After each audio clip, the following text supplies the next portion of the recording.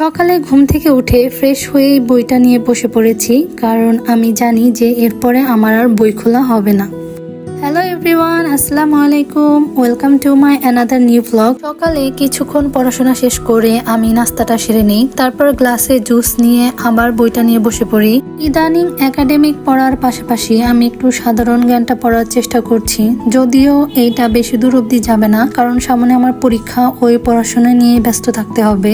দুপুরে খাবারটা হাতে পাওয়ার পরে মনটা খারাপ হয়ে গিয়েছিল যে এটা কোনো খাবার হলো যার অর্ধেকও আমি শেষ করতে পারিনি। তারপর রেডি শেডি হয়ে আমি চলে যাই আমার ক্যাম্পাস।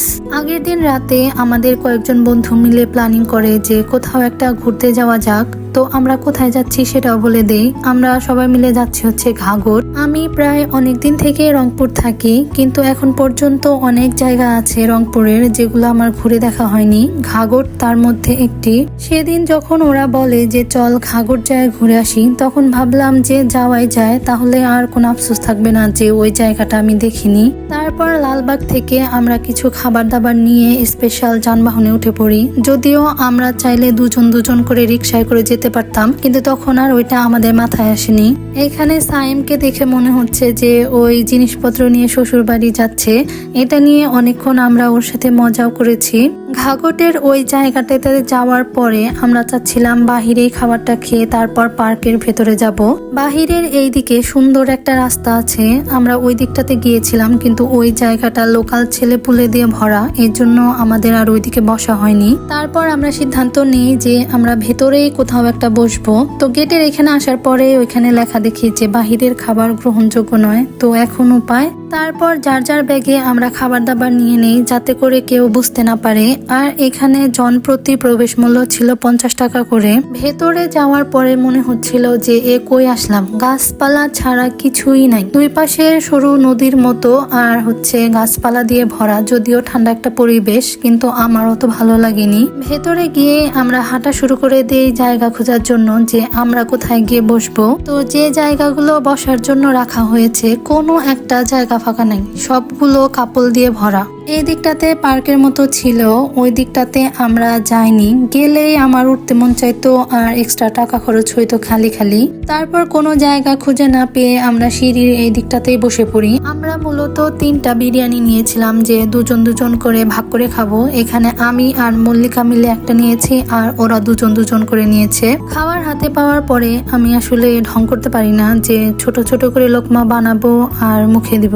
আমি আসলে এমনই। খাবার শেষ করে দেখি ওমা এক ফোঁটা পানি নাই। পরে কোক দিয়ে নিজের হাতটা ধুয়ে নিলাম। এখানে মল্লিকা বারবার এমন করে চিপস ফাটানোর চেষ্টা করতেছিল, যদিও সে পারেনি। আমরা সবাই মিলে চিপস খাচ্ছিলাম আর গল্প করছিলাম। যেহেতু এখন অনেক গরম আর ওই জায়গাটা অনেক সুন্দর ঠান্ডা বাতাস ছিল, এই জন্য আমাদের মতো অলসগুলা ওই জায়গা ছেড়ে উঠতে চাচ্ছিল না। আর প্রত্যেকটা গ্রুপে এমন একজন করে থাকবেই যে ফোন কল আসার সাথে সাথেই তাকে আর আশেপাশে খুঁজে পাওয়া যাবে না। এখানে পিছনের ছাগলটা নিয়ে আমি অনেক মজা নিচ্ছিলাম যে পিছনে হচ্ছে আমার বান্ধবী মল্লিকা। যদিও মল্লিকা না থাকলে আমার এই যে এরকম ঘোরাঘুরি খাওয়া দাওয়া কিছুই হতো না। ওই আছে জন্যই আমি এত মজা করতে পারছি। আমরা অনেকটা সময় বসে থাকার পরে উঠে পড়ি যে এখন আমাদের এই বোরিং জায়গা থেকে বের হওয়া উচিত। এই জায়গাটা আসলে আমার অতটা ভালো লাগেনি। তো যাওয়ার সময় দেখি এইদিকে 3টা দোলনায় ফাঁকা, তো দৌড়ায় যায় 3জন 3 দোলনায় বসে পড়ি। দোলনায় ওঠার পরে মনে হচ্ছিল যে না, টাকাটা উসুল হয়ে গিয়েছে। দোলনায় উঠতে আমার ভীষণ ভালো লাগে। তারপর আমি আর মল্লিকা রিক্সা করে নেই বাসায় যাওয়ার জন্য। চকবাজারে আসার পরে আমরা দুইজনে 2টা আনারস মাখা নিয়েছিলাম। এখানে মল্লিকা আমাকে বারবার বলেছিল যে 20 টাকার নেই, কিন্তু না, আমি আসলে 40 টাকা নিয়েছিলাম। এটা টেস্ট এত বাজে ছিল যে পরে ফেলে দিতে হয়েছে। এইদিকে হোস্টেলে নাই খালা, তো রাতে প্ল্যানিং হয়েছে যে হোস্টেলে কয়েকজন মিলে খিচুড়ি আর মাংস খাওয়া হবে। সেই অনুযায়ী বাজার খরচ করে রাতে জুনিয়র গুলোকে লাগিয়ে দিয়েছিলাম কাটাকাটির কাজে। আর এদিকে খিচুড়ি না বসাতে কারেন্ট চলে গিয়েছিল। প্রায় 1-1.5 ঘন্টার মতো কারেন্ট ছিল না। অবশেষে আমাদের রান্নাটা হয়। এখানে সবাই যার যার মতো করে নিয়ে খেয়েছে। আজকের মতো এ পর্যন্তই। সবাই ভালো থাকবেন। আল্লাহ হাফেজ।